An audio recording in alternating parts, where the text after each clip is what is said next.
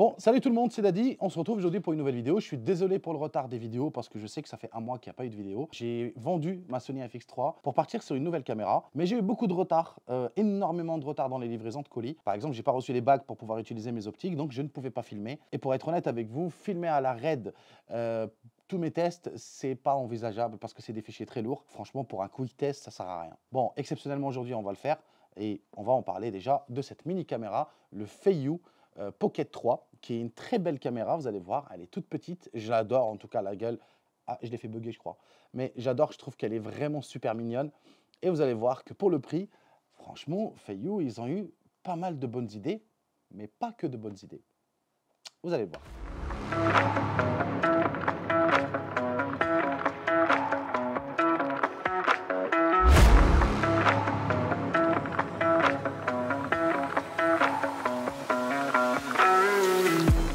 L'une des particularités qui m'a poussé à vouloir tester cette caméra, c'est ça. Je vais vous montrer 2 secondes. Là, vous avez la télécommande. Là, vous avez le body, donc le corps de la caméra.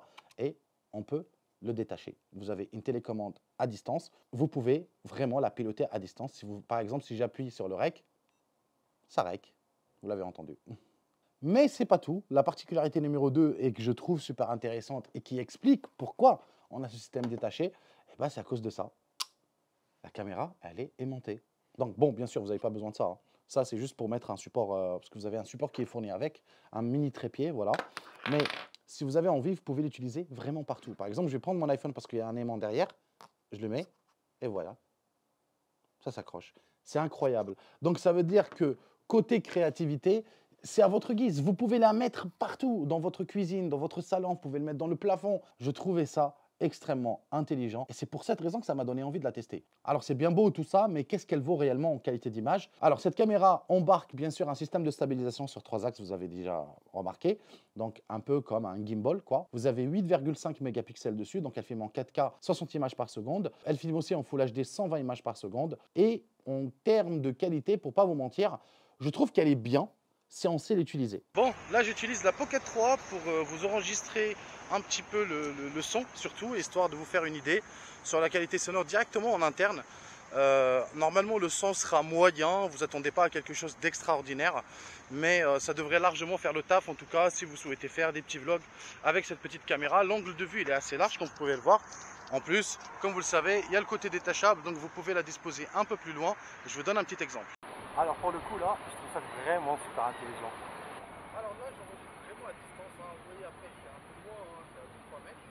Donc je suppose que le micro utilisé c'est le micro intégré à la télécommande. Si ce n'est pas le cas, je vais me rapprocher comme ça, vous allez vous faire une petite idée sur la qualité de son, si ça vient vraiment de la caméra ou pas.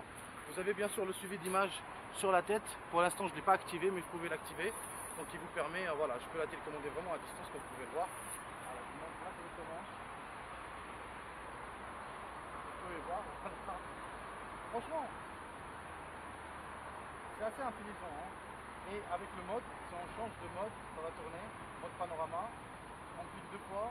Ça devrait tourner de l'autre côté, je pense. Voilà. Franchement, c'est vachement intéressant. Alors, là, c'est pour vous tester un peu la course. Je suis désolé, hein, je suis loin d'être le plus gros coureur du monde. Mais au moins je bouge pour vous donner une ordre d'idée un peu sur la stabilisation. Là on a le mode suivi, regardez. Ça fera toujours en sorte de suivre votre mouvement. Et là on est en mode automatique, vous allez voir les transitions, elles sont très violentes. Regardez, ça assombrit limite le visage complètement. Après sur un petit écran comme ça c'est compliqué de voir la différence. Mais voilà, je vous laisserai quand même juger par vous-même pour la qualité et surtout pour le HDR que je trouve pas vraiment terrible perso. Bon, là on est en manuel, mais déjà vous pouvez le voir, on peut un peu plus voir le soleil. L'image ne saute pas à tout moment, voilà, donc vous n'avez pas ce problème de dégradé ou de traitement qui est assez virulent, je trouve, assez violent. Pour moi c'est la meilleure alternative possible. À ce prix là, franchement c'est compliqué de trouver une caméra aussi bien stabilisée et qui vous permet de faire pas mal de trucs. Hein. Regardez, si je change de mode, boum, directement, c'est ultra stabilisé. Vous avez le zoom aussi jusqu'à x4, c'est un zoom numérique hein, bien sûr. Là on est à zoom x2, x3 et là c'est le maximum.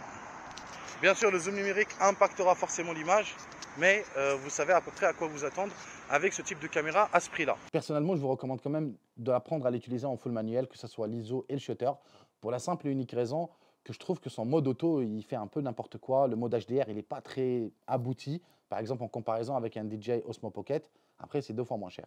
Voilà. Maintenant, pour un utilisateur lambda qui n'a pas des exigences de fou de filmmaker, je pense qu'elle suffira largement. On est proche d'une image d'une GoPro, par exemple. Alors, côté colorimétrie, je vous avoue que je ne suis pas très fan, mais ils ont quand même été assez intelligents pour mettre un log. Donc, le log, c'est un profil d'image plat qui vous permettra comme ça d'étalonner votre image à votre guise. Donc, c'est à vous et à votre créativité. Vous pouvez faire vraiment des choses magnifiques avec ça. Mais si vous savez l'utiliser, donc il faudra quand même un petit peu connaître quelques compétences ou sinon juste apprendre à l'utiliser petit à petit en manuel, voir qu'est-ce que ça peut donner et surtout apprendre à utiliser le log.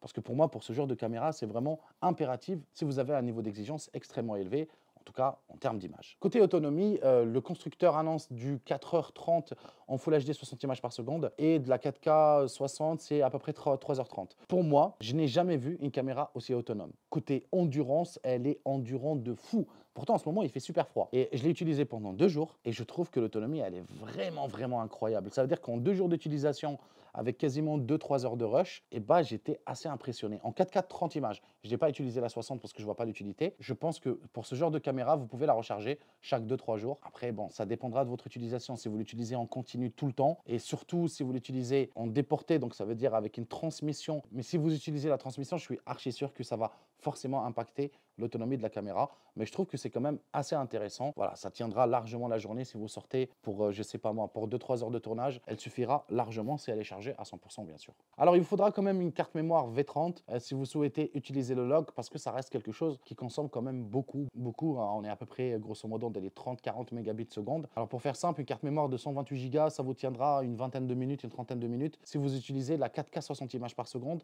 si vous utilisez la 4K 30, déjà c'est un peu moins, donc vous réduisez quasiment de moitié. Donc ça veut dire penser à acheter des cartes SD. Après, c'est pas ce qui coûte le plus cher, hein. Mais si vous filmez énormément et que vous souhaitez absolument utiliser la 4K avec le full qualité d'image possible, pensez à avoir des cartes. Il y a quelques défauts, voilà, on va pas se mentir, comme je l'ai dit. Ce système-là, je trouve qu'il est mal pensé. Franchement, regardez, je suis obligé de tirer comme un bourrin pour pouvoir la retirer. J'apprécie pas trop ce système. Ils auraient dû juste mettre un aimant ou je sais pas quoi, quelque chose de plus simplifié.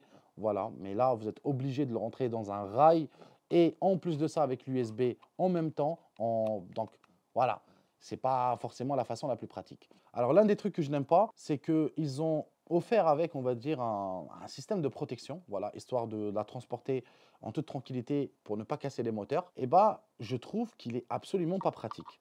Voilà, donc il faudra le mettre dans ce sens-là, il faudra être tout droit. Et là, il faudra appuyer, éclipser. J'ai pas compris leur système. Et j'arrive à le faire de temps en temps, parfois non. Là, par exemple, j'y arrive pas. Ah là, j'arrive pas. Alors attendez, il faudra le remettre dans le bon sens. Ah, je trouve pas ça pratique. Vraiment, ce n'est absolument pas du tout pratique. Ah, je vais continuer à essayer hein, jusqu'à ce que j'y arrive. Ah, vous voyez, c'est vraiment pas pratique. Je regarde le bon sens. Ok, donc ça, c'est le bon sens.